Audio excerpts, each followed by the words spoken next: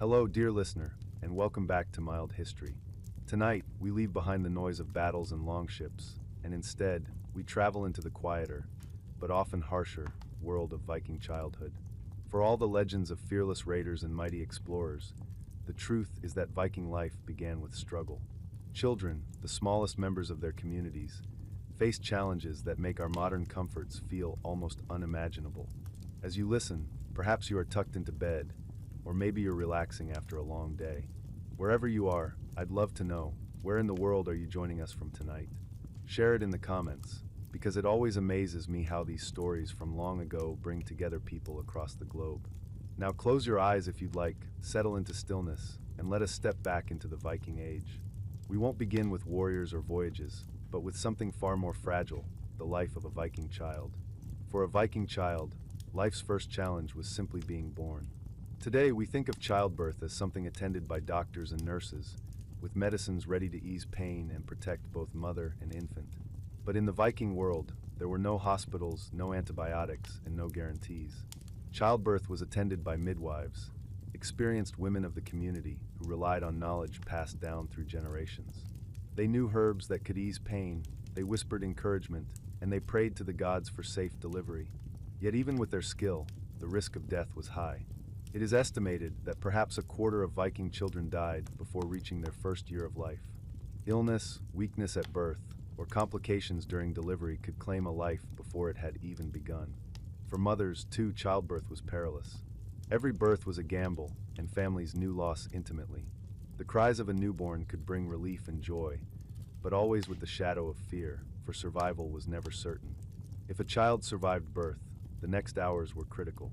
Infants had to be kept warm in drafty longhouses where fires burned constantly but smoke filled the air.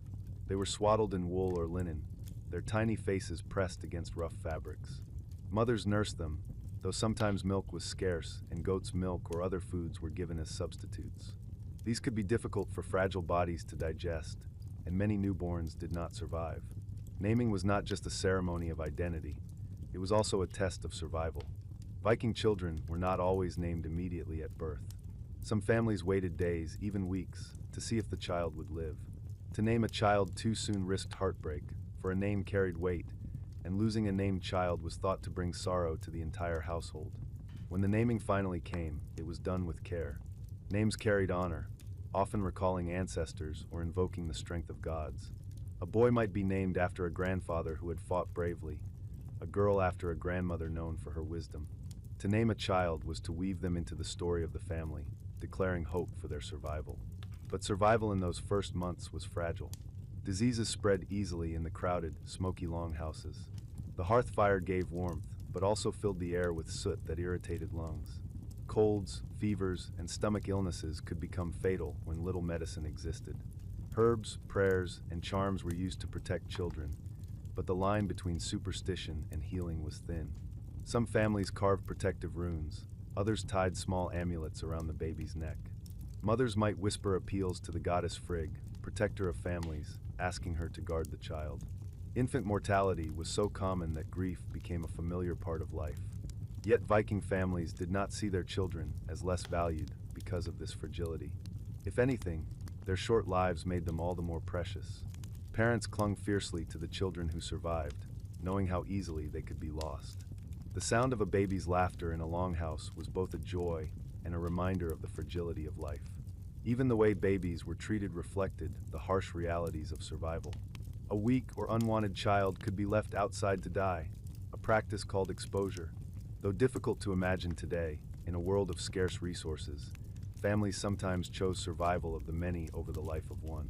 Most children were deeply wanted and cared for, but exposure was a grim possibility when famine or hardship pressed too heavily. And yet, for those who lived, the bond of family was strong. Infants were kept close to their mothers, often carried in slings while daily chores were done. Older siblings helped care for the young, rocking them in cradles carved of wood, or singing lullabies in soft voices. Though the longhouse was a place of labor and survival, it was also a place of tenderness. A baby's first smile, first steps, or first words were celebrated with as much joy then as now. We must remember, too, that while Viking childhood was full of hardship, it was also full of continuity. Each child born was a promise that the family line would continue, that traditions would be carried on, and that the gods had not turned away. Families poured love, protection, and hope into their little ones, even when the world around them seemed determined to make survival difficult. As the baby grew stronger, their world widened. They would soon be drawn into the routines of work and play, of learning and labor, of stories and rituals. But in those earliest months, every breath was a victory, every sunrise a gift. Viking childhood began in fragility, yet it also began in resilience. The resilience of families who faced loss, who embraced survival, and who carried on in the hope that their children would one day inherit the world they worked so hard to build. And so, the day of a Viking child began even before memory itself. Their story was written in the struggles of birth, in the first warmth of a fire, and in the tender hands of those who hoped they would survive. It was a beginning shadowed by danger, yet illuminated by the determination of parents who refused to give up on the smallest lives among them. Naming and fate. In the Viking world, names were more than just a way to tell people apart. They were threads in the great tapestry of family, honor, and destiny. To be named was to be seen, to be recognized not only by your kin, but also by the gods themselves. Yet in those early days of life, naming was never taken lightly, for not every child lived long enough to carry their name into the future. When a baby was born, parents often waited before giving them a name. For us today, a newborn's name is often chosen months in advance, whispered in anticipation before the child even arrives. But for Viking families, there was hesitation. With infant mortality so high, some parents delayed naming until they felt sure the baby would survive the first critical weeks. To speak a name too soon was to tempt grief, for names carried weight, and to lose a named child was to lose not just a life, but part of the family's legacy. When the time came, the naming was an act of hope. It was a statement that this child was here to stay, that they belonged, and that the family believed in their survival. The ceremony was simple, but it was powerful. The baby was sprinkled with water in a ritual that echoed what later became Christian baptism, though in the Viking age it carried its own meaning. This rite, called vatni asa, or sprinkling with water, was accompanied by the giving of a name. From that moment, the child was fully recognized as part of the community. Names were chosen with care. They often reflected ancestry, linking the child to grandparents, great-grandparents, or even distant heroes. A boy might be called Thorstein, meaning Thor's stone, to invoke the protection of the thunder god. A girl might be named Astrid, beautiful and beloved, a wish for a cherished life. Some names carried martial strength, like Bjorn, meaning bear, while others carried wisdom or grace, like Sigrid, beautiful victory. To carry an ancestor's name was to inherit part of their spirit. Families believed that names bound generations together, so the dead lived on in the living. A child named after a grandmother was thought to carry her strength, her luck, or her wisdom. In this way, names were not only personal but spiritual. They carried echoes of the past and hopes for the future. There was also superstition in naming. Some believed that to give a child a strong, powerful name could help them survive, as though the name itself lent protection. Others thought it wiser to give a modest name at first, so as not to attract jealousy from spirits or gods. The balance between humility and strength shaped the choice, and each name was a delicate decision. But naming was also a declaration of fate. In the Norse worldview, fate, what they called Wird, was inescapable. The Norns, the weavers of destiny, spun the threads of each life, and even the gods themselves were bound by those threads. A child's name was part of that weaving, a way of stepping onto the path the Norns had already laid. Some names seemed to foreshadow lives of strength or struggle, fortune or hardship. Parents may have whispered prayers that the name they gave would align with a good fate, but deep down, they knew that destiny had already been decided. Still, names offered comfort. To name a child was to place them in the embrace of family and community. It meant they were not alone, that their life, however long or short, mattered. The name tied them to a lineage, a farmstead, a village. It gave them belonging. Once named, the child was also bound to social expectations. Even from their first months, their future was already imagined. A boy named after a warrior might one day be expected to fight, to defend, or to raid. A girl named after a strong woman might be expected to carry the household with equal resilience.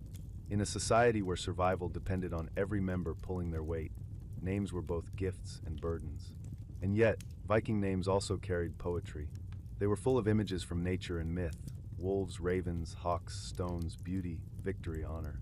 To hear the roll call of a Viking village was to hear a chorus of strength and imagery. Each name was like a small saga, a story condensed into a single word. It is worth remembering, too, that names were not always chosen only by parents. Sometimes elders, chieftains, or even circumstances influenced the choice. A child born during a storm might be named to honor Thor. One born in peace might carry a softer name. The moment of birth itself, with all its struggles and omens, could shape the child's identity forever. In the longhouse, the naming brought a shift. Where once the baby was a fragile presence, unnamed and uncertain, now they were spoken of by name. Brothers and sisters began to call them by it. Mothers whispered it softly. Fathers spoke it with pride. The sound of the name filled the smoky air, and with it came a sense of permanence. The child was part of the world now, stitched into its fabric, however fragile their thread might be. For the parents, hearing their child's name was both joy and weight. It was joy because it meant hope, hope that the child would grow, learn, and live. It was weight because it carried responsibility. Every time they called that name, they reminded themselves of the life they were striving to protect, feed, and raise.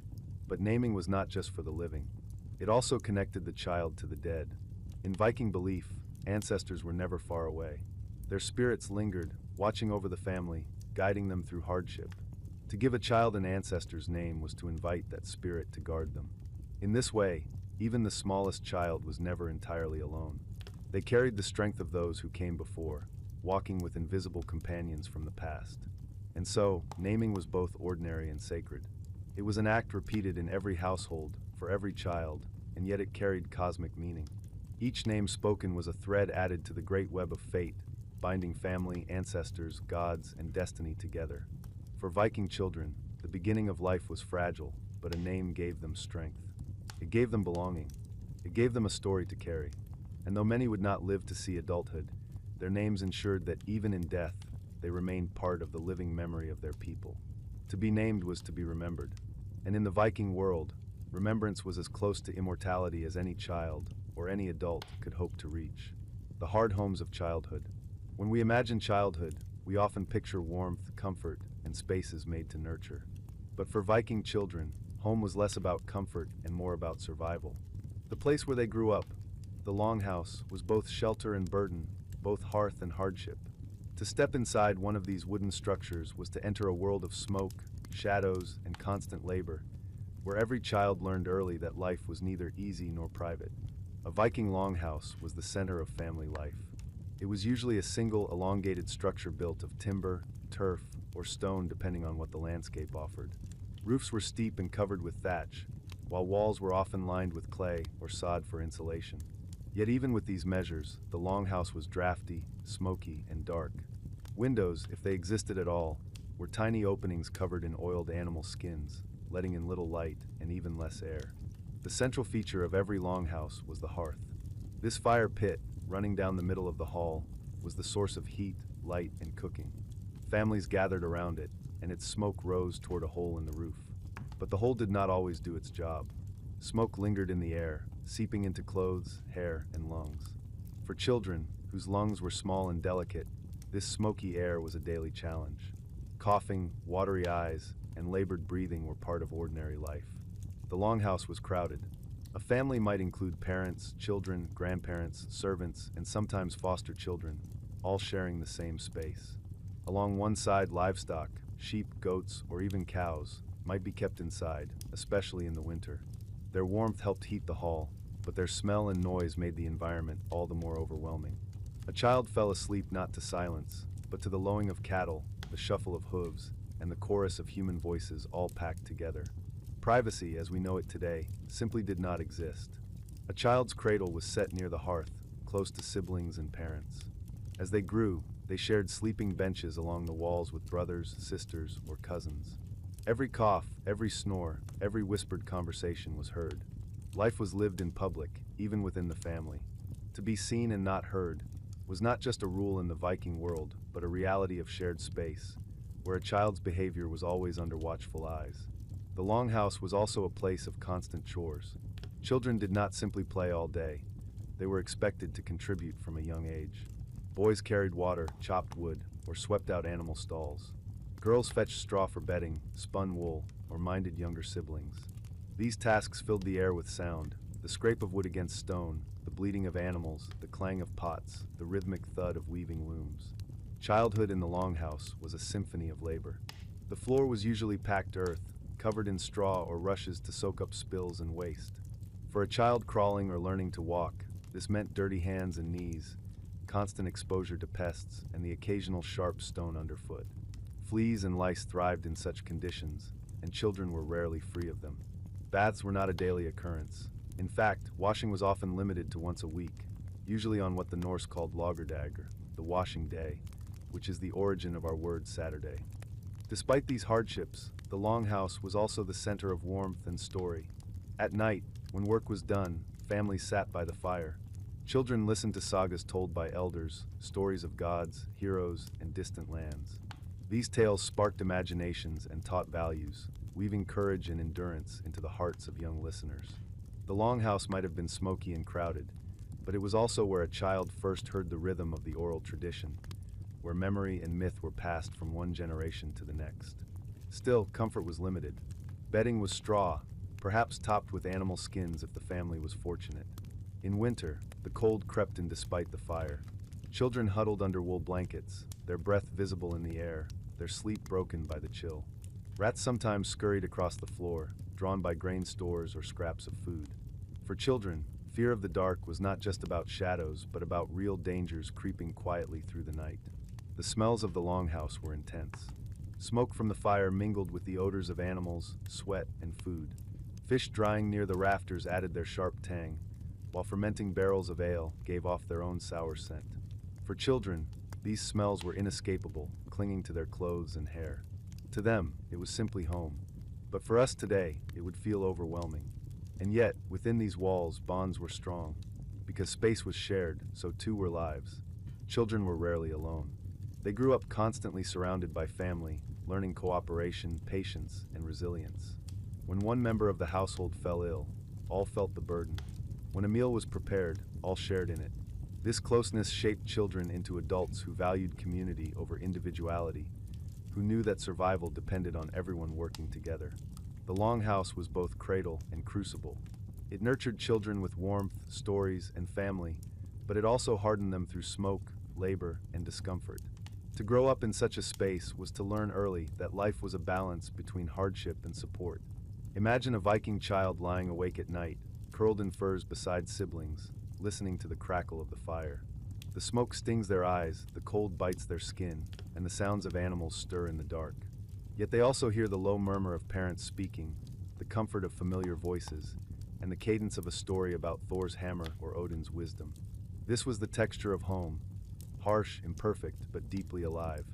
For Viking children, the longhouse was the first classroom, the first battlefield, the first stage of endurance.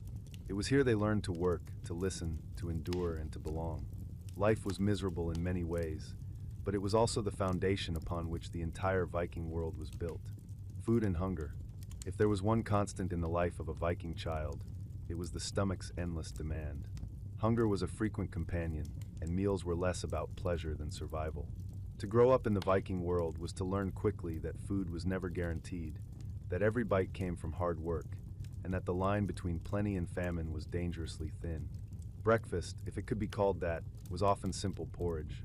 Barley or oats were the most common grains, boiled into thick gruel that filled the belly if not the heart.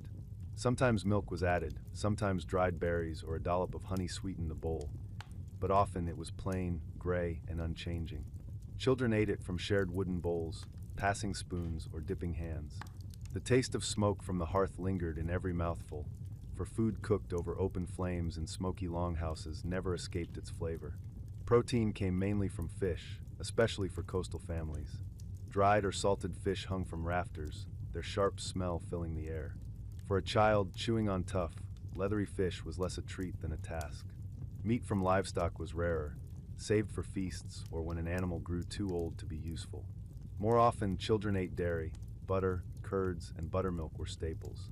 Goat's milk or cow's milk gave them strength, but in hard times, even this could run short. Hunger was not occasional, it was seasonal.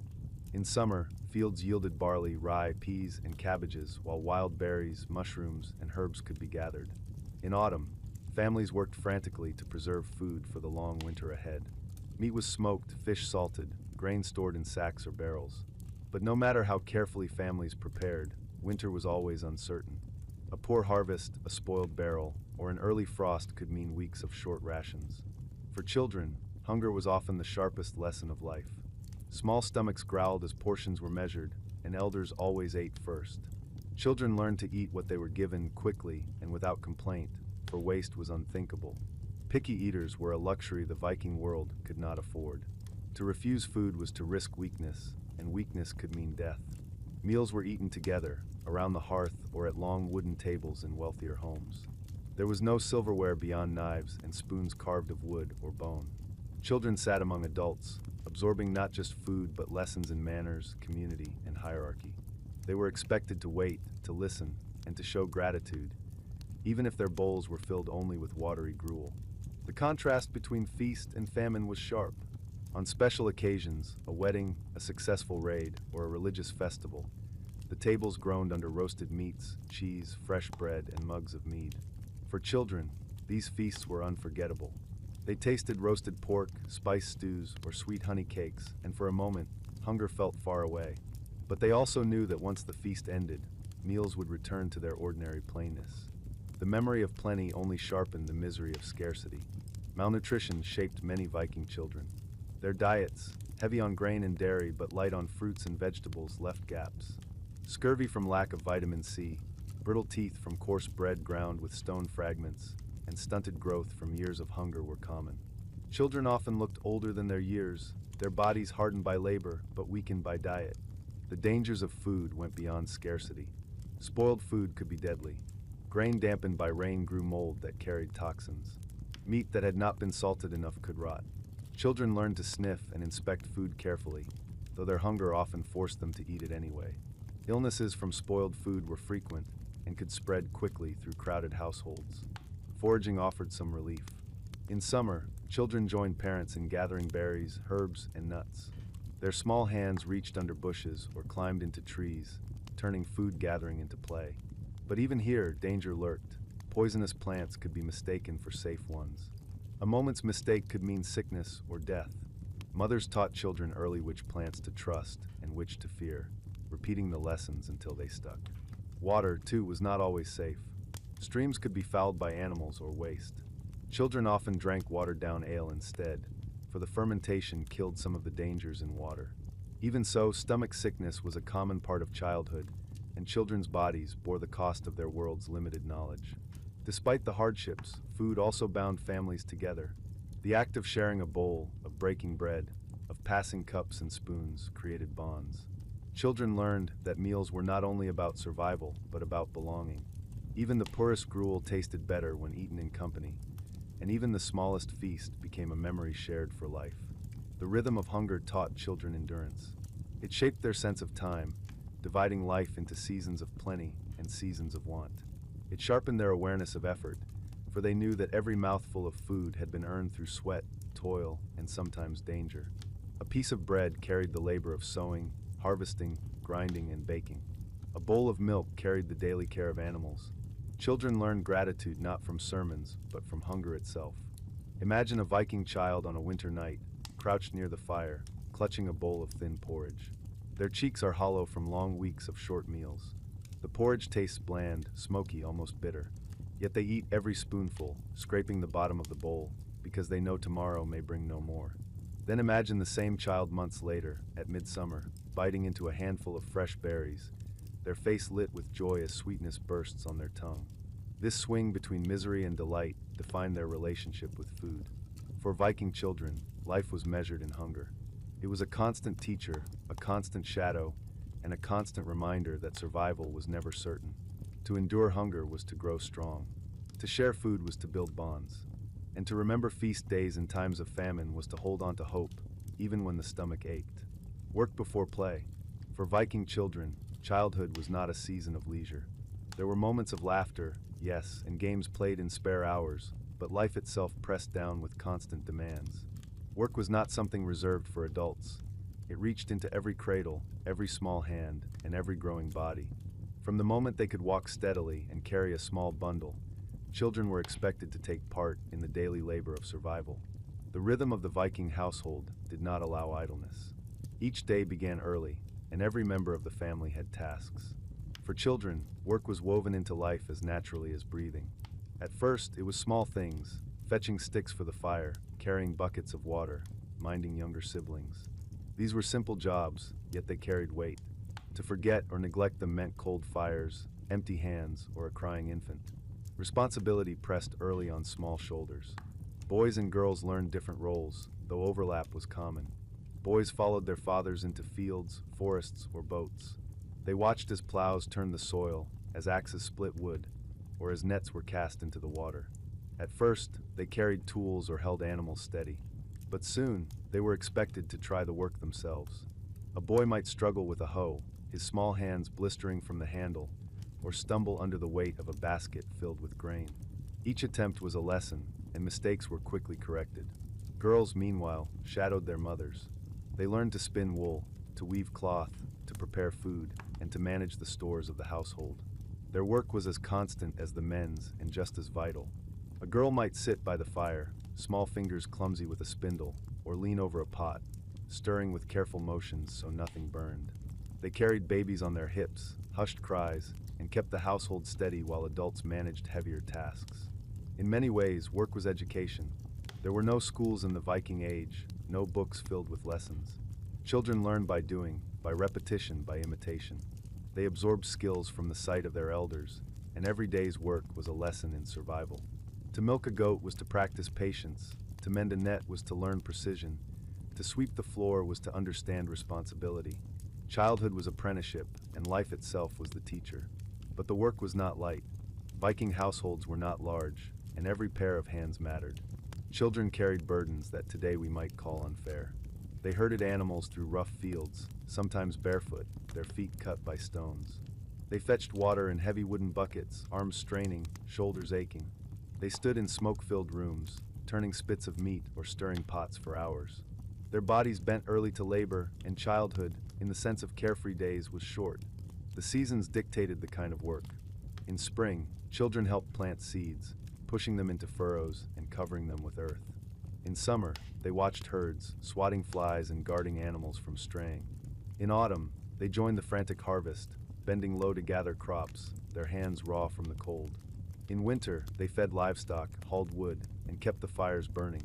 Each season demanded something different, and children had to adapt quickly, their small bodies carrying tasks as large as the family's needs. Even play was often shaped by work. Toys were rare, usually carved from scraps of wood or bone. A boy might play with a miniature sword, not only for fun, but as practice for the real one he would carry one day. Girls played with small looms or dolls, mirroring the duties they would take up in time. What seemed like play was often rehearsal. A child's laughter while swinging a stick like a spear was also training for the battles, hunts, or defenses of adulthood. Discipline was strict.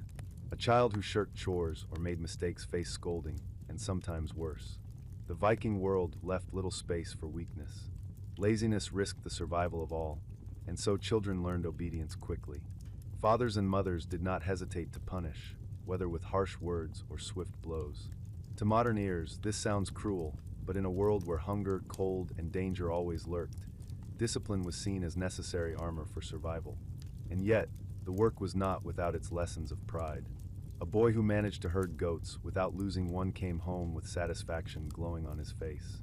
A girl who spun her first usable thread was praised, her mother's eyes softening with pride. These small victories built confidence, teaching children that they were not just burdens to their families but contributors to its survival. Sometimes the work carried dangers. Herding animals meant facing angry bulls or wolves lurking near. Fetching water could mean slipping into icy rivers. Carrying firewood risked burns or falls. Children bore scars as proof of their learning. A cut finger, a bruised shin, a burned hand. These were marks of growing up in a world where work could not wait until adulthood. Despite the misery, there was also resilience. Children adapted. They grew strong faster than we might expect, their muscles shaped by constant motion, their minds sharpened by necessity. They learned to push past hunger, to carry more than seemed possible, to endure weather and work alike. What might break us today was their daily rhythm, and though it stole the softness of childhood, it gave them endurance. Imagine a Viking child in the early morning, breath fogging in the cold, trudging through wet grass to herd goats. Their feet ache, their stomach rumbles, but they press on, eyes scanning the horizon for strays. Or picture a girl by the fire, weaving on a small loom, her fingers pricked and sore, yet her face intent with concentration. These were not moments of choice but of necessity, and they shaped children into adults long before their years. For Viking children, play came only after the work was done, if at all. The joy of a simple game of wrestling, the delight of tossing a ball of rags, or the laughter of chasing one another through fields. All these moments were precious because they were rare. Work was the rule, play the exception. Childhood was less a time apart from adulthood than a narrow bridge leading straight into it. And so work before play was more than a rule. It was a reality. Viking children carried the weight of survival from their earliest days, their hands calloused, their backs bent, their minds shaped by responsibility.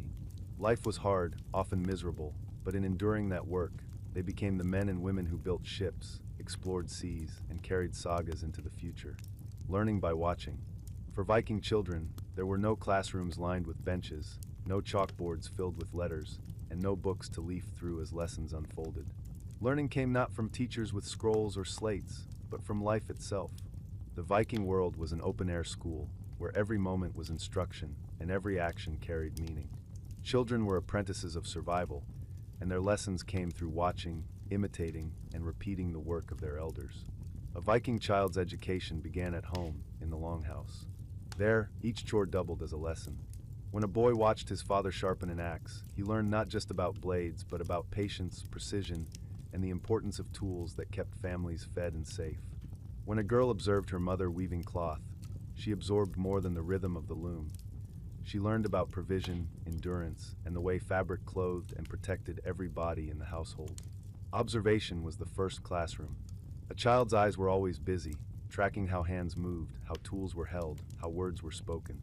Their ears, too, learned to catch tones, when a command was urgent, when it was routine, when it carried warning. This attentiveness was not optional. Mistakes in work could mean spoiled food, broken tools, or injury. To survive, children learned to see sharply and to imitate well. Imitation came quickly. A toddler clutched a small wooden spoon, mimicking the stirring of a pot. A boy picked up a stick, swinging it like the axe his father used. A girl wrapped scraps of cloth around a doll, rocking it as her mother rocked her siblings. These small acts were more than play. They were rehearsals, preparing little hands for the real weight of labor. By the time children were old enough to take on serious chores, they already knew the motions. Their bodies had practiced for years through imitation. Stories were another form of education. The sagas and myths told around the hearth were not just entertainment. They were lessons in values. From the tale of Thor's hammer, children learned about bravery and defense.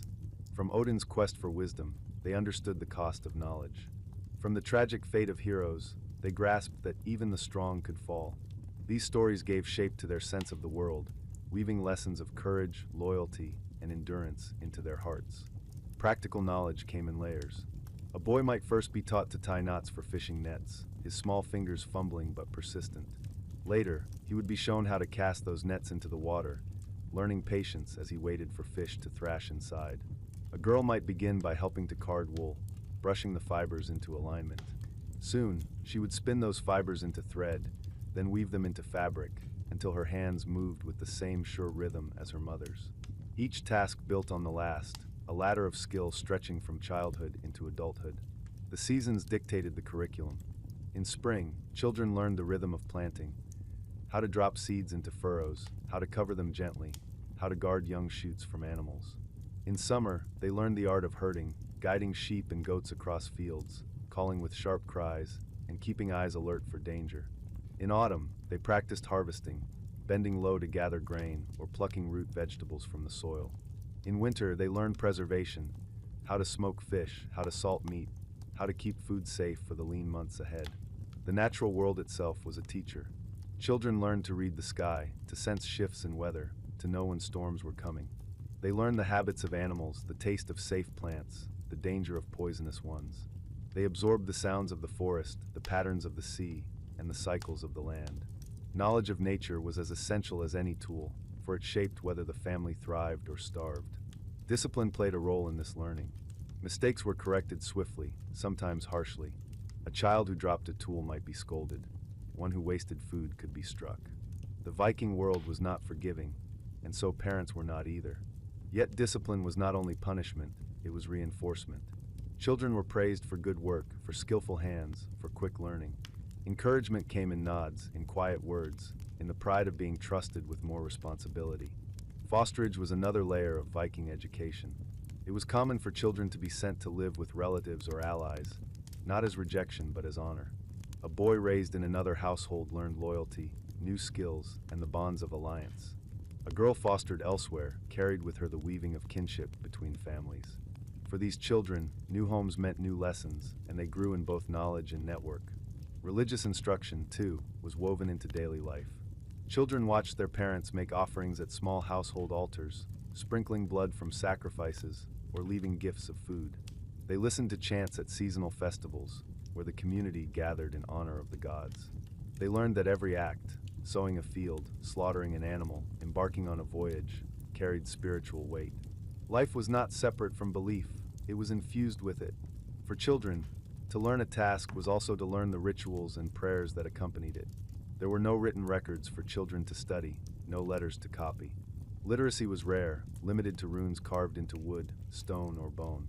A few might learn to carve simple runes, enough to mark ownership or a name, but for most, education was entirely oral and practical. Memory was the book, repetition was the ink, and the body was the page upon which knowledge was written. Imagine a Viking child sitting near the hearth, eyes wide as they watch their father mend a fishing net. Each knot is tied with practiced ease, fingers moving with a rhythm the child longs to imitate. Later, the child takes a smaller net, fumbling but determined, repeating the knots until the motion feels natural. Or picture a girl sitting beside her mother, spinning wool. Her spindle wobbles, the thread uneven, but with each try she steadies. In time, her hands will move as smoothly as her mother's, but first, she must learn through patience and failure. This was education for Viking children, not formal lessons, but the steady absorption of skill, story, and responsibility. They grew up in a world where survival depended on competence, and so they learned by watching, imitating, and doing. Childhood was not separate from adulthood, it was simply its preparation. And so for Viking children, learning was not about curiosity alone, but necessity. To fail was to risk hunger, cold, or loss. To succeed was to carry the family forward. Their education was hard, often miserable, but it shaped them into the resilient adults who carried ships across seas and built communities that endured against harsh odds. Discipline and authority.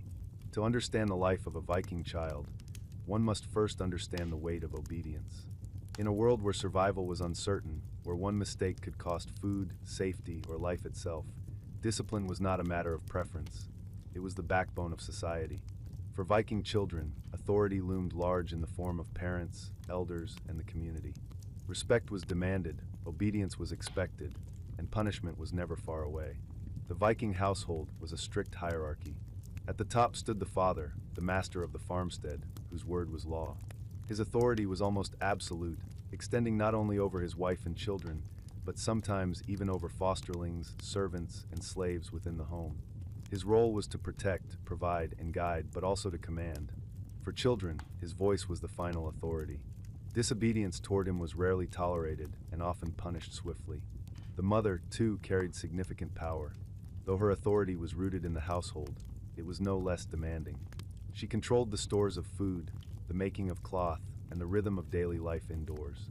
Children who ignored her commands faced sharp reprimands, for she was responsible for maintaining order as much as her husband was. In her domain, she ruled, and children grew up knowing her words carried the weight of necessity. Discipline began early.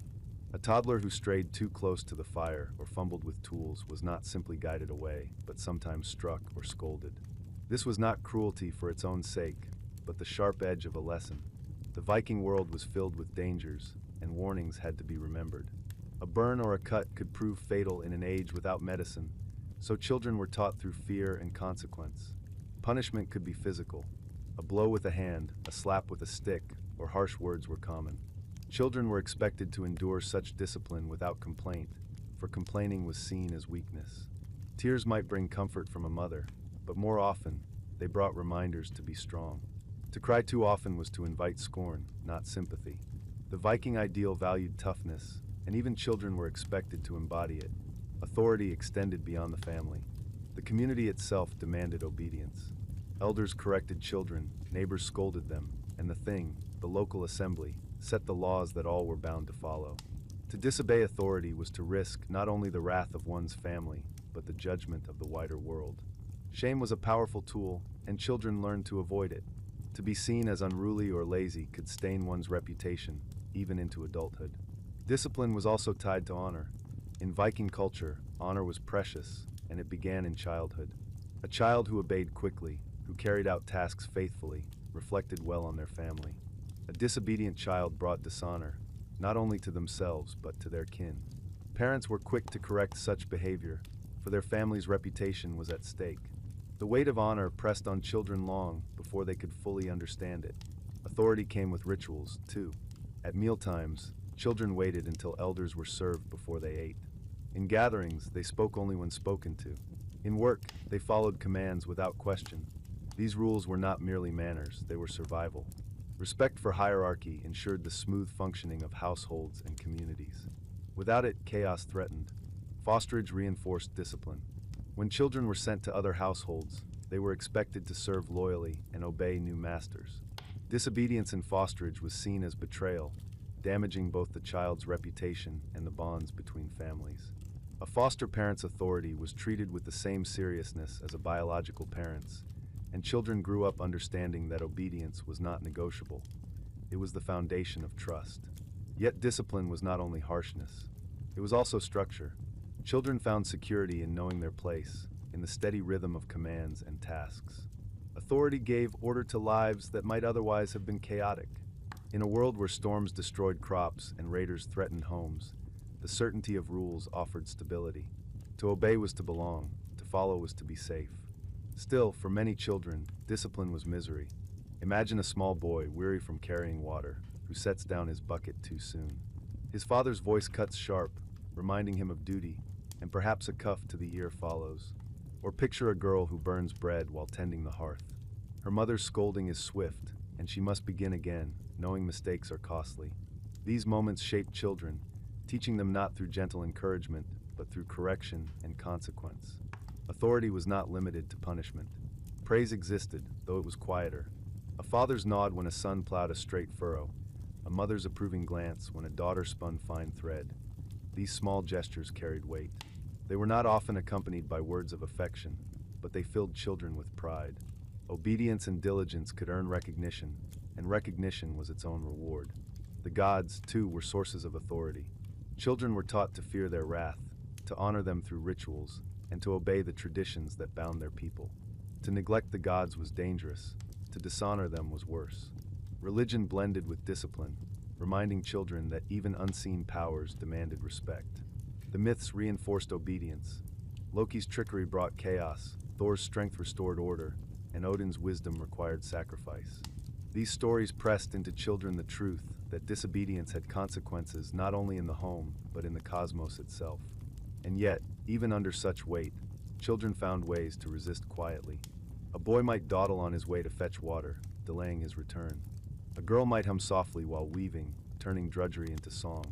These small acts of defiance were fleeting, often unnoticed, but they gave children glimpses of freedom. Still, discipline always drew them back, reminding them that life was not theirs to command. Not yet. In the end, Viking childhood was shaped as much by discipline as by work. Authority pressed in from every side, molding children into adults who knew their place in the world. To survive, they learned obedience. To thrive, they learned respect. Childhood was not a time of indulgence, but of training, and discipline was the tool that carved children into the adults their society demanded. For Viking children, authority was constant, discipline was unyielding, and freedom was rare. Their days were marked not only by labor, but by the voices of parents, elders, and gods, all demanding obedience. It was a hard lesson, but one they could not escape. For in the Viking world, to disobey was not just rebellion, it was danger. Health and sickness. When we picture Viking children, it is easy to imagine them running across fields, playing near longhouses, or helping with chores. But behind those images lies a harsher truth. Health was fragile, and sickness was constant. For Viking children, Illness was not an occasional interruption but a steady shadow, following them from the day they were born. Their small bodies fought against cold, hunger, wounds, and disease in a world with few cures. Survival was never guaranteed. The beginning of life was perhaps the most dangerous. Childbirth was perilous for both mother and child, and many never survived it. Even those who did face the fragile days of infancy, when a cough could turn deadly or a fever could burn away life in hours. Without modern medicine, Viking families relied on luck, folk remedies, and the strength of a child's body to endure. Infant mortality was high, and parents often braced themselves for loss. The environment itself worked against children's health. Longhouses were smoky from fires kept burning for warmth and cooking. The smoke clung to lungs, irritating young chests and making coughs frequent. Dampness seeped into walls and bedding, fostering chills and infections. Winters were long and bitterly cold, and children had little protection beyond wool clothing and furs. Even with layers, frostbite and illness from exposure were common.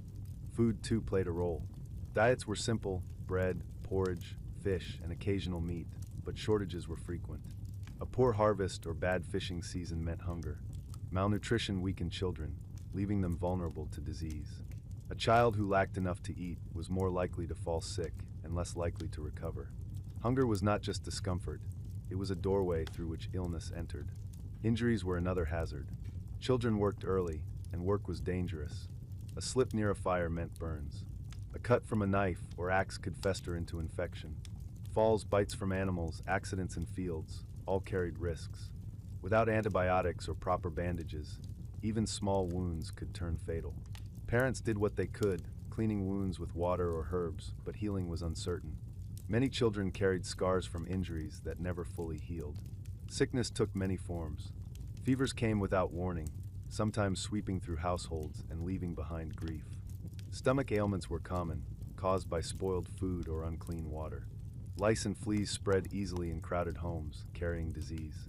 Coughs often lingered for weeks, sometimes turning into deeper sicknesses like pneumonia or tuberculosis. These illnesses did not discriminate. Children, already weak from hunger or cold, were often the first to fall. Folk remedies offered some hope. Viking families turned to herbs, charms, and rituals to ease sickness. Garlic was used for infections, honey for wounds, and willow bark for pain. Healers, often women with knowledge passed down through generations, were called upon to mix potions, chant prayers, or perform small rituals. They might whisper runes over a child's fevered body, or sprinkle water blessed at a sacred site. While some remedies helped, many were little more than comfort in the face of despair. Religion and medicine blended closely. Illness was often seen as more than physical. It was a sign of anger from gods or spirits. Families might make offerings at small household shrines, asking Thor for strength or Frigg for protection. They might believe sickness came from the restless dead or from curses laid by enemies. In such cases, healing meant not only herbs but also rituals of protection and appeasement. Children grew up in a world where sickness was as much spiritual as it was physical. The community also shaped responses to illness. If disease spread through a village, families sometimes isolated the sick, but more often, they had little choice but to endure together. Longhouses crowded with people became breeding grounds for contagion.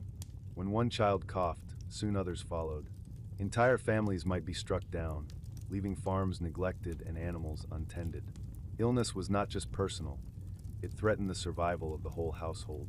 And yet, despite the misery, Viking children endured.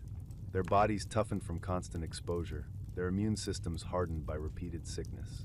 Those who survived early fevers grew stronger, their resilience a shield against future disease. Survival itself was proof of strength, and those who lived through childhood carried the scars and the lessons into adulthood. Still, the price was heavy. Many families buried children before they reached their teens. Graves found in Viking lands often hold small bodies, sometimes with tokens of love placed beside them: a carved toy, a bead, a small knife. These burials remind us of the fragility of childhood in that era. For every child who grew into a strong farmer, warrior, or weaver, another was lost to sickness before life had fully begun. Imagine a Viking child, feverish and weak, lying on a straw bed while their mother wipes their brow with a damp cloth. The longhouse is filled with the smell of herbs, the air heavy with smoke. Outside, snow falls, and the family waits anxiously, hoping the fever will break. Sometimes it does, and the child stirs back to life. Other times, silence falls and grief takes its place. This was the rhythm of Viking health. Hope and loss, resilience and despair, side by side. What made it worse was the uncertainty. Families never knew which sickness would pass and which would kill. A cough could be shrugged off, or it could lead to death. A stomach ache might fade, or it might mark the beginning of decline. With no certainty, every illness was met with both fear and prayer. For Viking children, this uncertainty was part of life. Sickness was a constant threat, never far away, always ready to strike. And yet, children found ways to laugh, to play, to push past their ailments. Even with coughs, they wrestled with friends. Even with aches, they helped with chores. Even with hunger, they found joy in games and stories. Their resilience was remarkable, not because sickness was rare, but because they lived fully despite it. They carried on, making the most of what little health they had. In the end, health for Viking children was fragile, sickness was frequent, and survival was uncertain. Their lives were shadowed by disease, injury, and hunger, but also by the strength of endurance. Every child who grew to adulthood was a survivor, shaped by hardship, carved by illness, and hardened by recovery. It was a miserable reality, but it was also the crucible that made Viking society so resilient. Winter hardships. For Viking children, winter was not a season of wonder, but a test of survival. While today we might picture snowy landscapes as beautiful, for them, snow and ice brought hunger, sickness, and danger. The long, dark months pressed down on families, filling each day with struggle and uncertainty. Childhood in winter was not play by the fire, but endurance against the elements. The first challenge was cold. Viking homes, though sturdy, were never truly warm. Longhouses were built of timber and turf, their thick walls meant to hold in heat. Yet no matter how carefully fires were tended, smoke filled the rooms and drafts found their way through cracks. Children wrapped themselves in wool tunics, cloaks, and fur if available, but the cold seeped in anyway. At night, families huddled together under coarse blankets, sometimes even bringing animals inside for warmth. The warmth of bodies made the air stuffy and smoky, but it was better than freezing. Winter darkness weighed heavily. Days were short, and nights stretched endlessly. For children, the lack of light made play outdoors dangerous. Paths iced over, fields turned hard, and rivers froze. Even walking to the byre to tend animals could be treacherous. Slips on ice meant bruises or broken bones, injuries far more serious in a world without doctors. Inside the longhouse, firelight gave some comfort, but shadows pressed close, and children learned to live with the sense of being surrounded by endless night. Hunger deepened as winter dragged on. Families stored food in autumn, but even the most careful planning could not guarantee enough. Grain spoiled, barrels leaked, smoked fish went bad. By midwinter, rations shrank. Porridge became thinner, bread smaller, and meat rarer. For children, this meant gnawing hunger day after day, their stomachs never quite full. The weak and the very young suffered most, sometimes slipping away quietly in the night. Cold weather also brought illness. The smoky air inside homes aggravated coughs and lung infections. Dampness encouraged fevers and chills. With little sunlight, children grew pale and tired, their bodies starved of warmth and energy. A simple cold could spiral into pneumonia. Sickness spread quickly in crowded rooms, and families had few defenses beyond herbs, rest, and prayer. Every cough in winter carried the sound of danger. Work did not stop just because the world froze. Children helped fetch firewood, carry water through snow, and tend animals crowded in barns. The animals themselves were vital to survival, providing milk, wool, and sometimes meat. If livestock perished in the cold, the family's future was threatened. Children learned to watch over them, to shovel out stalls, and to keep fires lit for warmth. It was exhausting work, but necessary. Travel in winter was rare, but sometimes unavoidable. For children, journeys through snow and ice were frightening. Roads disappeared beneath drifts, rivers froze unevenly, and storms could strike without warning. Families who ventured out risked frostbite or worse. Children might be bundled in furs and carried on sleds, but even so, the cold bit deep, and the journey lingered in memory as misery. The psychological strain of winter weighed heavily too. The monotony of dark days, the hunger, and the cold wore on spirits. For children, it meant fewer moments of laughter and more of quiet endurance. Storytelling became an important comfort. Families gathered around the hearth, listening to sagas of gods and heroes. For children, these tales offered escape, reminding them that hardship was part of life, and even the gods themselves faced trials. Festivals offered rare relief. Yule, the midwinter celebration, was a time when families came together to share what food and drink they could spare. Candles were lit, fires burned bright, and feasts, though smaller than in summer, brought joy. For children, Yule was magical, filled with songs, games, and the comfort of community. Yet even then, the shadow of scarcity hung close, and once the festival ended, the grind of winter resumed. Some families faced desperate choices. When food ran low, children learned to forage even in snow, searching for bark, roots, or anything edible. In the hardest winters, starvation loomed. There are accounts of families forced to slaughter animals they hoped to save, or of eating spoiled food despite the risk. For children, these memories left lasting impressions, shaping how they viewed food and survival for the rest of their lives. Despite all this, Viking children adapted. They learned to endure cold with patience, hunger with discipline, and sickness with resilience. Winter became part of their character, teaching them toughness from an early age. They discovered small joys, a warm drink of milk, the taste of dried berries saved for a treat, or the warmth of a parent's embrace by the fire. These moments, small as they were, gave them strength. Imagine a child trudging through snow to gather firewood, their breath clouding in the frigid air, fingers numb despite wool mittens. They stumble, drop the wood, and for a moment, the weight of cold and hunger feels too heavy. Then they hear their mother's voice calling from the longhouse, the glow of firelight spilling from the doorway. Gathering the wood again, they push forward, step by step, because survival demanded it. That perseverance was the essence of Viking childhood in winter. Winter hardships did more than test bodies, they shaped minds. Children grew up knowing that comfort was fleeting, that survival required effort, and that endurance was as important as strength. These lessons carried into adulthood, making them cautious, resilient, and prepared for life's endless challenges. For Viking children, winter was not beautiful, not magical, but harsh and unyielding. It stripped away ease, pressed hunger into their bellies, and taught them endurance. Yet through the misery, it also gave them resilience, the ability to face hardship head-on and keep going. In that way, the long, dark season became their greatest teacher. Education and storytelling. When we think of education today, we imagine classrooms, books, and structured lessons. For Viking children, learning looked nothing like this.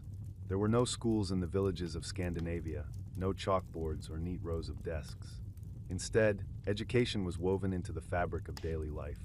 Every chore, every story, every ritual carried lessons. From the moment they could walk and talk, children were students of their family, their community, and the natural world around them. The first lessons were practical. A child learned by watching older siblings, parents, or neighbors. A little girl followed her mother to the loom, her small fingers touching the threads, copying motions she had seen countless times. A boy might watch his father sharpen an axe or set a fishing net, absorbing the gestures and rhythm long before he was trusted to try himself. Nothing was written down. Knowledge lived in the hands and voices of those who came before. Mothers and grandmothers taught the skills of the household. Girls learned how to spin wool into yarn, weave cloth, milk animals, and prepare food. These were not hobbies but survival skills, each as vital as farming or hunting. Boys learned to tend animals, plow fields, carve wood, and build shelters. Both boys and girls fetched water, gathered fuel, and foraged for berries and herbs. Childhood was apprenticeship, each task a lesson in how to live. Fathers and uncles guided children into trades of strength and craft. They taught how to swing an axe properly, not just for chopping wood, but for defending a home. They showed how to shape wood into tools, mend a fence, or carve a ship's oar. Metalworking, fishing, farming. These crafts were passed down generation to generation, shaping children into the workers and warriors their society needed. Beyond labor, children also learned the codes of honor and behavior. Respect for elders was central. Disobedience was punished swiftly, not out of cruelty but necessity, for survival depended on cooperation. Lessons were often harsh. A careless act could endanger animals, waste food, or cause injury. Through reprimands and guidance, children absorbed the importance of discipline, humility, and responsibility. Yet education was not all toil. Stories carried just as much weight as work. In the evenings, when chores were done and firelight flickered in the smoky longhouse, families gathered for storytelling. These stories were not idle entertainment. They were lessons in disguise, teaching children about courage, loyalty, fate, and the gods who shaped their world. Sagas told of Odin's wisdom, Thor's strength, and Loki's cunning. For children, these were not distant myths but living examples. They learned that bravery was expected, that cunning could be both dangerous and useful, and that the gods themselves faced struggles not unlike their own. Myths gave them models for behavior, shaping their sense of right and wrong. Stories also carried history. Elders recited tales of ancestors, of battles fought and voyages made. Children heard about raids on distant shores, of heroes who had fallen bravely, and of family lines stretching back through generations. In this way, they learned not just who they were, but where they came from. Memory was education, and each story kept the past alive. Runes added another layer to learning. Not every Viking could read or write, but knowledge of runes, their shapes and meanings, was respected. Some children, especially those in wealthier families, were taught to carve runes into wood, bone, or stone. These symbols were not just letters, but held mystical power, used in charms, messages, and memorials. To know runes was to wield both literacy and magic, and for a child, even a little knowledge of them carried weight. Nature itself was a classroom. Children learned to read the sky, the sea, and the land. They learned which clouds warned of storms, which winds carried ships swiftly, which herbs healed and which poisoned. Birds' migrations signaled seasons. Animal tracks told stories of prey and predator.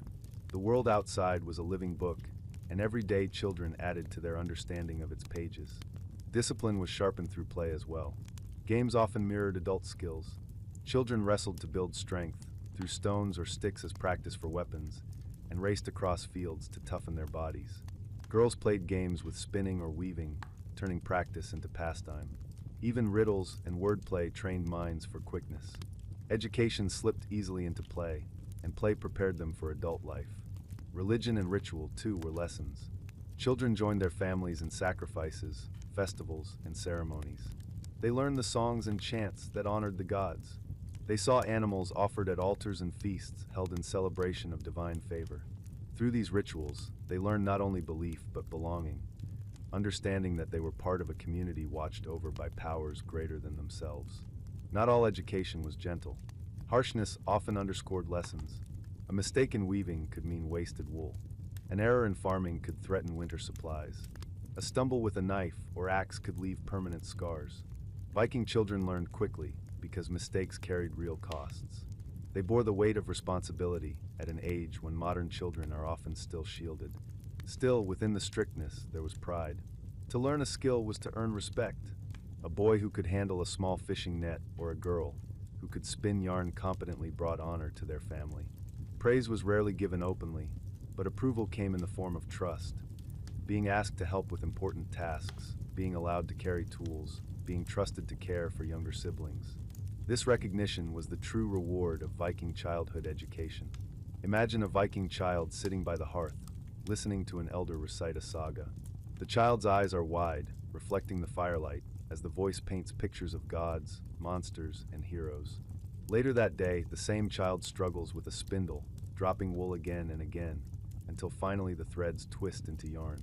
Pride swells quietly in their chest. The saga taught them courage, the work taught them patience. Together, both shaped their growing identity. Education and storytelling were inseparable, each reinforcing the other. Knowledge of craft gave children the means to survive, while stories gave them the reason to endure. Together, they created not just workers and warriors, but members of a society bound by shared skills, shared memory, and shared belief. For Viking children, education was not a stage of life, it was life itself. Every day carried a lesson, every night carried a story, and every moment shaped them into who they would become. In a world without schools, the longhouse and the land were their classrooms, and survival was the test they could never escape. Religion and beliefs. For Viking children, religion was not separate from life. It was woven into every chore, every meal, every change of season. The gods were everywhere, in the crackle of fire, the crash of thunder, the sweep of waves. To grow up in the Viking world was to grow up surrounded by belief, where every sound and shadow carried meaning, and where the unseen world pressed close to the seen. From an early age, children learned the names of the gods. They were told of Odin, wise and one-eyed, who gave knowledge but demanded sacrifice. They learned of Thor, mighty with his hammer, who protected farmers and travelers from chaos. They heard of Freya, who governed love and fertility, and of Loki, sly trickster, dangerous yet sometimes useful. These figures were not distant myths. They were woven into daily speech and daily fears. A thunderstorm was Thor's hammer striking the sky. A raven overhead might be Odin's messenger. Stories carried the weight of teaching. Around the hearth, children heard sagas that explained why the world was the way it was. They learned of Yggdrasil, the great tree that bound all realms together. They were told of the Norns, who wove fate itself, binding even gods in their threads. These tales did not entertain alone. They warned, guided, and shaped a child's sense of place in the cosmos. Ritual was another teacher. From a young age, children were brought to blots, the sacrifices that honored gods and spirits. They watched animals slaughtered, their blood sprinkled on stones or wood, while prayers were whispered or sung. To modern eyes, this may seem shocking, but to Viking children it was ordinary. They learned that sacrifice fed the balance of the world, that giving kept the gods on their side. A goat's blood on the ground was not cruelty, it was survival. Religion was also domestic. In homes, small altars or carved figures of gods might sit near the hearth. Children saw their parents murmur prayers before lighting fires, or leave offerings of food and drink to household spirits. These spirits, called landvetter, were believed to guard fields, rivers, and homes. Children were taught to respect them, to avoid angering them by spilling waste or speaking carelessly. Even play outside was shadowed by reminders. Never disturb a burial mound, never mock the dead, never waste what was sacred. Festivals punctuated the year with moments of joy and reverence. Yule in winter, sacrifices in spring, harvest festivals in autumn. Each one tied children more closely to their community and to the gods. They watched fires blaze high in the darkness, shared feasts, and sang songs passed down for generations. These festivals were times when even the hungriest families tried to share what they had, for generosity honored the gods and brought blessings for the year to come. Children also absorbed the darker side of Viking belief, the certainty of fate and the shadow of Ragnarok, the end of the world. From sagas, they learned that the gods themselves were doomed to fall one day, that no strength or wisdom could escape the Norns' threads. For a child, this might sound terrifying, but it also carried lessons in acceptance. Life was uncertain, death inevitable, and courage was not in avoiding it, but in facing it boldly. Even a child understood that fear of death was wasted breath. Magic and superstition added further layers. Seers and wise women, known as Volvas, were treated with awe and fear. They were believed to see beyond the present, to glimpse fate itself. Children might watch as a Volva, cloaked in dark robes, chanted in strange voices, drawing runes or speaking of futures hidden from ordinary eyes. Even if they did not understand, the weight of the moment impressed upon them that unseen forces shaped their world. Daily life was filled with small acts of belief. A child might wear an amulet of Thor's hammer, Mjolnir, for protection. Charms were carved into wood or bone, carried in pouches, or stitched into clothing. Mothers whispered blessings over cradles, fathers muttered prayers before journeys. To Viking children, these actions were as natural as breathing. To live without them would be to walk unprotected in a dangerous world. Death, too, was surrounded by ritual. When someone in the community passed, children were often present. They saw bodies prepared, placed in boats or graves, surrounded by goods for the afterlife. They heard songs and prayers calling on the gods to guide the soul. From these rituals, children learned that death was not an end but a passage, a continuation into another realm. Fear of death softened when seen as a journey, though grief still weighed heavily. The sea itself carried religious meaning. As Viking families relied on it for travel, food, and wealth, children were taught that the sea had its own spirits, its own dangers. Before setting out, sacrifices might be made for safe passage. A child who grew up near the water learned to respect it not just as nature, but as a force tied to gods and fate. Every wave carried the whisper of something greater. Religion was not taught in classrooms or written texts. It was lived. A child absorbed it in the way their father bowed his head before eating, in the way their mother lit a candle at night, in the songs sung at festivals, in the hush that fell when omens appeared. Belief was the rhythm of life, constant, unquestioned, and deeply felt. Imagine a Viking child in winter, sitting by the fire as their grandmother tells of Thor's battle with the giants.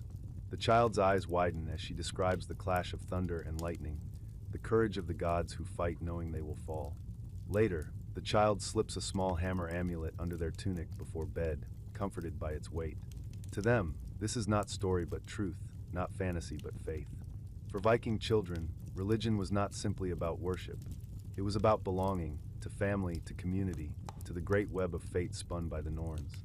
It taught them to endure hardship with courage, to share in joy with gratitude, and to face death with acceptance. Belief shaped their identity as surely as work and hunger did. In the end, Viking children grew up not just learning survival in the physical world, but survival in the spiritual one. Their gods gave them courage, their stories gave them meaning, and their rituals gave them connection. To live as a Viking child was to live under the watchful eyes of gods and ancestors, where every act carried weight, and every moment was bound by faith. Play and games. For Viking children, play was not separate from life, it was life in miniature. Their games were not only ways to pass the time, but also a form of training, preparing them for the demands of adulthood. In a world of work, hunger, and danger, moments of laughter and play carried great weight. They were both relief from hardship and rehearsal for the future. The simplest toys were carved from wood or bone. A small figure of a horse, shaped crudely with a knife, could delight a child for hours. Dolls made of scraps of cloth, stuffed with wool or straw, became companions in the long winters. These dolls were not finely crafted, but loved nonetheless. Some were dressed in tiny tunics or cloaks, mimicking the clothes of adults.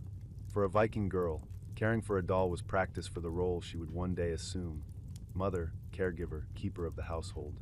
Boys might treasure miniature weapons, wooden swords, little axes, or spears carved from sticks.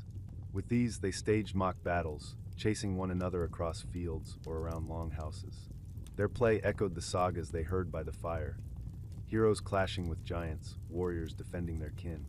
Even as laughter rang out, the games instilled lessons in bravery, strategy, and endurance. Board games were another source of joy. The most famous was Nefadafel, a game of strategy played with pieces on a checkered board. One player defended a king, while the other tried to capture him. To Viking children, it was more than a pastime. It was a way to learn patience, foresight, and cunning. Watching parents or elders play, children absorbed lessons in planning and anticipating an opponent's moves. In a society that valued both strength and wisdom, such games were as important as physical training. Physical games shaped the body as much as the mind. Wrestling was common, with boys grappling in the dirt, testing their strength. Stone throwing, stick fighting, and foot races filled summer days. These contests were not only fun but preparation for combat and labor. Even girls joined in, running or testing their agility in games of tag or leaping. The line between play and training blurred, for every skill mattered in a world where survival depended on strength and speed. In winter, play adapted to snow and ice. Children slid on frozen lakes, using bones strapped to their feet as primitive skates. They threw snow at one another, built forts of packed ice, and laughed despite the cold. For a few moments, the misery of winter turned into joy. These games brought warmth not to their bodies, but to their spirits. Animals also became part of children's play.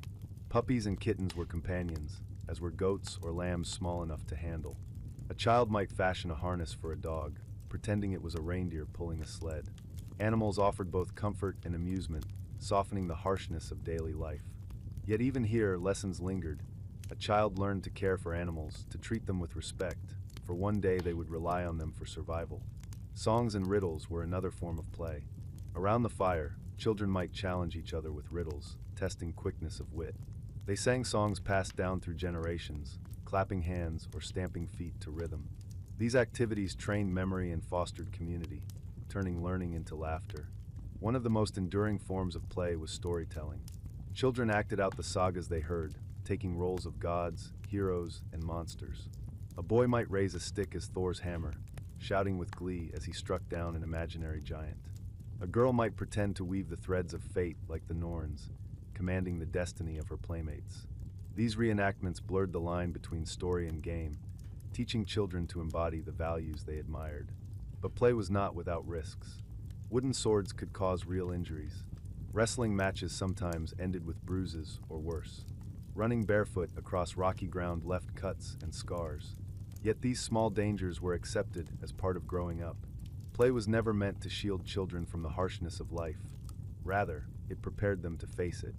For poorer families, toys were humble: sticks, stones, scraps of cloth. Yet even the simplest objects could become sources of imagination. A smooth stone might serve as a prized token, a bent twig as a bough, a piece of bone as a small animal. Viking children learned to make do, to turn the ordinary into the extraordinary through imagination. This creativity was itself a survival skill, teaching them to see possibility where others might see nothing. Play also reinforced social bonds. Children rarely played alone. Their games were shared, communal. Through them, they learned cooperation, competition, and the rules of fairness. Arguments inevitably arose, whose turn it was, who had won. But these disputes were lessons too, teaching negotiation and compromise. In games, children rehearsed the dynamics of adult society. Imagine a summer afternoon in a Viking village. A group of children gathers near the edge of a field, wooden swords in hand. They divide into two groups, one defending a king made of a carved stick, the other attacking. Shouts ring out as the battle unfolds. Dust rises, laughter mixes with cries of triumph and defeat. At the same time, another group of children sits nearby, spinning wool into thread, their small fingers working clumsily but learning all the same. In this scene, play and work exist side by side, each shaping the child in different ways. Even in the midst of hardship, play gave Viking children a taste of joy. It broke the monotony of labor and hunger, offering moments where imagination triumphed over reality. A doll became a friend, a board game a battlefield, a snowball fight a war against giants. These games did more than distract. They kept children resilient, teaching them to find light even in the darkest of times. In the end, Viking children played not because life was easy, but because it was hard. Play was their way of preparing, of practicing, of reminding themselves that even in misery, joy could be found. Their games sharpened their minds, strengthened their bodies, and bound them to one another. In laughter and play, they rehearsed the skills and values that would carry them into adulthood. For Viking children, play was never frivolous. It was survival in disguise, discipline and punishment. For Viking children, discipline was not a choice, it was the framework of life. In a society where survival depended on cooperation, mistakes were costly, disobedience was dangerous, and respect for elders was absolute. Childhood was not a time for rebellion or indulgence, but for learning boundaries, accepting authority, and understanding the consequences of one's actions. Punishment was not just about correcting behavior, it was about ensuring the survival of the household and the community. The first lessons in discipline came at home. Parents expected obedience from even the youngest children. A child who failed to listen to instructions about carrying water, tending animals, or watching younger siblings risked not only punishment, but also the family's well-being. A spilled bucket of water meant another exhausting trip to the well. A forgotten chore could leave livestock hungry or fields untended. A careless act with tools or fire could lead to injury or disaster. Children quickly learned that carelessness was not tolerated. Discipline often took the form of strict words and scolding, but physical punishment was also common. A slap, a smack with a hand, or a switch cut from a tree was seen as necessary correction. To modern sensibilities, this may sound harsh, but in Viking society, it was expected. A child had to learn boundaries early, because the world outside the longhouse was unforgiving. In a way, punishment at home was a mercy compared to the consequences of mistakes in the fields, forests, or seas. Respect for elders was drilled into children daily. Elders carried wisdom, stories, and authority. To disobey them was to defy the foundation of society. Children were expected to greet elders properly, to listen when spoken to, and to offer help without hesitation. Failing to show respect could result in public shaming as much as private punishment. A sharp word from an elder was enough to leave a child red-faced, and the shame lingered as deeply as any physical blow. Discipline also extended into gender roles. Boys were trained to take on responsibilities of labor, farming, hunting, and warfare. They were pushed to be strong, resilient, and unflinching in the face of hardship. A boy who complained too much, who avoided work, or who showed fear could be chastised severely. Girls were expected to master household tasks, spinning, weaving, milking, cooking, with the same seriousness. A girl who wasted materials, botched her work, or shirked duties was punished, not out of cruelty, but because her future family would depend on her competence. Communal discipline was equally important. In a Viking village, everyone watched everyone else. A child's behavior reflected not just on themselves, but on their family. If a boy stole food, his parents bore the shame. If a girl was disrespectful, it reflected poorly on her household. Public reputation mattered, and children learned that their actions had consequences far beyond their own skins. Discipline, therefore, was not only about following rules, but about preserving honor. Punishment could also take the form of chores. A misbehaving child might be sent to clean animal stalls, gather extra firewood, or stand watch over livestock for long hours. These punishments were doubly effective. They corrected behavior while also contributing to the family's survival. Through labor, children learned humility, responsibility, and endurance. Fear of supernatural consequences reinforced discipline as well. Children were told stories of spirits or gods who punished disobedience. A child who wandered too far from home might be warned about trolls or land spirits that would snatch them away. A child who lied could be told that the gods themselves would remember their dishonor. In this way, mythology was harnessed to enforce obedience, weaving discipline into the fabric of belief. Not all punishment was harsh. Sometimes, disappointment itself was enough. A father's silence, a mother's cold gaze, or the withdrawal of trust could wound more deeply than a slap. Viking families valued strength and reliability, and for a child to feel they had let their family down was a punishment of its own. The longing to regain trust often shaped behavior more effectively than physical pain. Despite the severity of discipline, there was also balance. Children were not crushed by punishment, but shaped by it. Praise, though less common, carried immense weight. A word of approval, a nod of satisfaction, or the trust of being given more responsibility could mean everything to a child. Discipline was the path toward earning respect in adulthood, and children knew that each correction was also a step toward growth. Imagine a boy who neglects to shut the barn door, letting cold air in. The family's goats shiver, and the animals risk illness. His father, stern-faced, scolds him sharply, then makes him spend the evening cleaning the stalls alone. His back aches, his hands sting from the cold, but he learns his lesson. The next night, he double-checks the door before leaving. The punishment was not cruelty. It was a lesson sealed into his memory by labor. Or picture a girl at the loom, her threads tangled after she grew careless in her weaving. Her mother strikes her hand lightly with a switch, then makes her sit until the work is fixed. Her pride is hurt more than her hand, but when she weaves again, she does so with careful precision. She understands now that her mistakes cost precious wool and wasted time, resources her family could not afford to lose. In Viking society, discipline was not about suppressing children's spirits, but about preparing them for adulthood. Life was harsh, and softness could be fatal. By enduring correction, children built resilience. By accepting punishment, they grew into reliable members of their households. The result was a society where discipline shaped not only individuals, but entire communities. Children grew into adults who understood the value of responsibility, the importance of obedience, and the weight of honor. Punishment was not simply reactionary. It was formative, carving children into the shape their world demanded. For Viking children, discipline was not a distant ideal.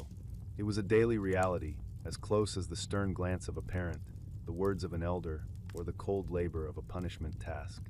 Through it, they learned that survival required obedience, that respect safeguarded honor, and that mistakes carried consequences. In the end, discipline was less about punishment and more about preparation. Viking children grew up knowing that their world was unforgiving, and discipline gave them the tools to endure it. Raids and warfare. For Viking children, the idea of raids and warfare was never distant. Even if they did not sail themselves, the talk of raids, the preparation of weapons, and the return of warriors shaped their world from the very beginning. Warfare was not only a profession but a way of life, woven into the identity of their people. From childhood, they were surrounded by its presence, through stories, training, and the daily sight of weapons within the household. The first lessons in warfare were indirect. Children listened to sagas by the hearth, stories of warriors who fought bravely, of raids on faraway lands, of glory won and lost. They heard of ships filled with treasure, of enemies struck down, and of the gods themselves guiding warriors to victory. These tales were both entertainment and instruction, planting seeds of what it meant to be strong, courageous, and honorable. For boys especially, these stories carried expectations that one day they too would take up arms. Weapons were never far from a child's eyes. Axes leaned against walls, swords hung from belts, spears stood ready. Even small knives, carried by both men and women, were everyday tools. Children grew up surrounded by iron and were shaped into instruments of survival and war. They were taught respect for these objects early, warned never to handle them carelessly, and gradually introduced to their use. Training began young. A boy might be given a wooden sword or axe to practice movements, imitating older brothers or his father. Wrestling and mock battles with other boys built strength and skill. throwing stones or sticks at targets' sharpened aim. Over time, these games became serious drills. Balance, endurance, and coordination were valued as much as strength. A boy was expected to toughen his body, to withstand pain without complaint, to show that he was worthy of one day joining a raiding crew. Girls, too, were not untouched by warfare. While they were less likely to join raids, they were taught to defend the home. A woman might need to wield an axe if the settlement was attacked. Some sagas even tell of shield maidens, women who fought alongside men, taking up arms with courage.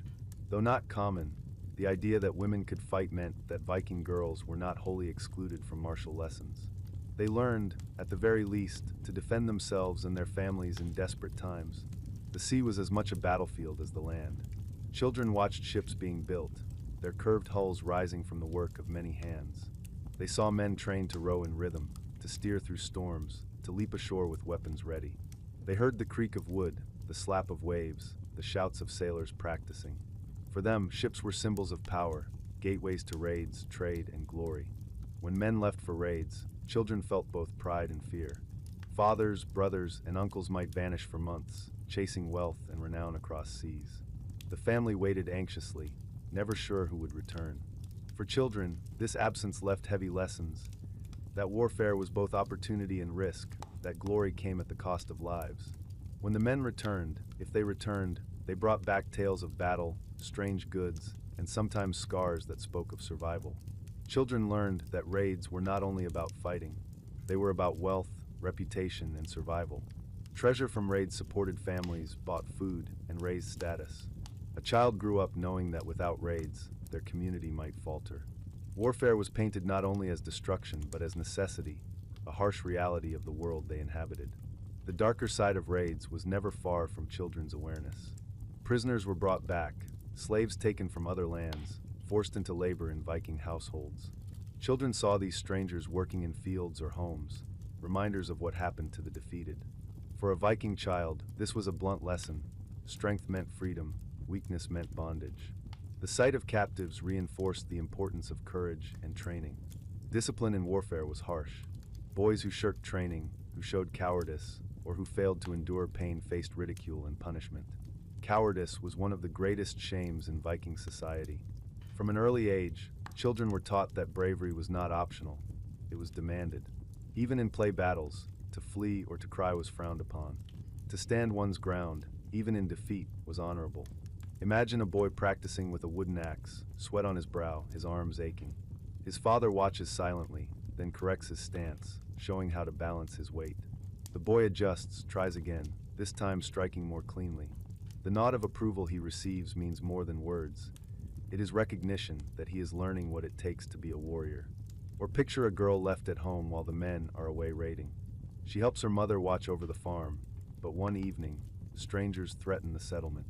She grips an axe with trembling hands, standing at the doorway, ready to defend her siblings. Whether she swings it or not, the lesson is there. Survival requires courage, no matter one's role. Warfare shaped Viking children, not only through training, but through constant presence. Songs, sagas, weapons, raids, and scars were part of their daily lives. Even those who never sailed on a raid absorbed its culture, its values, and its lessons. To be a Viking child was to grow up under the shadow of war, where strength was admired, weakness was despised, and courage was the greatest virtue. In the end, raids and warfare were more than acts of violence. They were pillars of Viking identity. They gave wealth, power, and meaning to the community. For children, they were both promise and warning, promise of glory, warning of danger. To learn this balance was to grow up truly Viking. Coming of age. For Viking children, childhood was never long. Life was harsh, and responsibilities came quickly. By the time a child reached their early teens, they were already stepping into the roles that would define them as adults. Coming of age was not marked by a single ceremony or fixed age, but by the gradual accumulation of duties, skills, and recognition. A Viking child became an adult when their community judged them ready, when they had proven themselves strong, capable, and worthy of respect. For boys, this transition was often tied to work in warfare. A boy who could plow a field, tend livestock, or row with strength was seen as stepping into manhood. When he joined the men on a hunt or raid for the first time, it was both a trial and an honor. Success in these endeavors proved not just his physical strength, but his reliability. A boy who could hold his ground in danger, who did not flinch or falter, earned the respect of his peers and elders. From that moment forward, he was treated not as a child, but as a man. Girls, too, faced their own path to adulthood. Mastery of the household was their trial. A girl who could spin fine thread, weave strong cloth, prepare food, and manage stores demonstrated her readiness for the role of wife and mother. By her early teens, she might already be preparing for marriage, alliances, and the responsibilities of raising children. Her transition was not marked by war, but by the trust her family placed in her to manage survival at home. For Viking girls, competence was adulthood. Marriage was one of the clearest markers of adulthood. While children were often betrothed young, marriage usually came in the mid to late teens. For boys, this meant gaining independence and responsibility for a household. For girls, it meant stepping fully into the role of wife and often mother. The weight of family life fell quickly and heavily. A boy might still feel the call of adventure, but he was now tied to the land and the survival of those who depended on him. A girl might still feel young, but she now bore the lives of children in her arms. Rituals sometimes marked these transitions. Feasts might be held when a boy joined his first raid, or when a girl demonstrated mastery of weaving. Community recognition mattered greatly. Adulthood was as much about perception as it was about ability. A young man or woman who was trusted by the community carried the weight of adulthood, even if they were barely past childhood themselves. Religion also framed coming of age. A boy might make offerings to Thor for strength or Odin for wisdom before his first raid. A girl might dedicate her first woven cloth to Frigg or Freya, asking for blessings in her new role. These acts tied personal milestones to the gods, reminding children that their lives were not just their own, but part of a larger order. Coming of age was also about reputation. Viking society valued honor, and children carried their family's honor with them. A boy who proved himself cowardly or untrustworthy risked not only his own standing, but his family's as well. A girl who was careless, wasteful, or disrespectful could bring shame to her household. The weight of reputation meant that every action mattered, and adulthood was as much about maintaining honor as it was about completing tasks. For many Viking children, adulthood came too soon. Life expectancy was short, and childhood was compressed. By the age of 12 or 13, they might already be considered young adults. At an age when modern children are still in school, Viking children were plowing fields, raising siblings, defending homes, or setting out on voyages. Their world demanded it, and they rose to meet that demand. Imagine a boy standing at the edge of the shore, about to board a ship for his first raid. His hands grip the wooden shield, his heart pounding with both fear and pride. Behind him, his family watches. In their eyes is not only love but expectation. He is no longer a child. He steps onto the ship, the sea spray hitting his face, and with that step, he crosses into manhood. Or picture a girl at the loom, her weaving neat and strong. Her mother nods approvingly, her father remarks that she will make a fine wife, and neighbors murmur in agreement. The recognition is quiet but profound. She feels the shift. She is no longer just a daughter, but a woman, ready to take on the responsibilities of a household. Coming of age in the Viking world was not about celebration alone. It was about weight, responsibility, and the sudden end of childhood. For boys and girls alike, it meant stepping into lives filled with labor, danger, and duty. And yet, within that weight lay pride. To be recognized as an adult was to be seen as strong, capable, and honorable. In the end, Viking childhood was short, harsh, and demanding. From hunger to labor, sickness to discipline, raids to religion, children were shaped by hardship and resilience. When they came of age, they were already survivors, already hardened by experience. Their adulthood did not begin in ease. It began in responsibility, courage, and the acceptance of life's burdens. For Viking children, coming of age was not the beginning of life's struggles. It was the moment they became ready to bear them. And so, our long walk through the world of Viking childhood comes to an end. We have wandered through smoky longhouses, trudged across icy fields, and sat quietly by firesides where sagas were told. We have seen children at work and at play, children facing hunger, discipline, sickness, and the endless demands of survival. We have watched them grow, step by step, chore by chore, lesson by lesson, until they were no longer children, but adults, ready to carry the burdens of their families and communities. For Viking children, life was rarely gentle. It was short, harsh, and filled with challenges. And yet, within that struggle lay resilience. They laughed in the face of hunger, played in the shadow of war, and found meaning in stories of gods and heroes. They grew up fast, but they grew strong. Every child who reached adulthood was not just lucky, but hardened, tested, and proven by the weight of their world. As we reflect on their lives, it's striking to see how different they were from ours, and yet how familiar. A child's laughter, a mother's care, a father's pride, the joy of games, the fear of punishment, these things echo across centuries. The details may change, but the essence of childhood remains. The Vikings lived in a harsher age, but they too cherished, scolded, guided, and loved their children.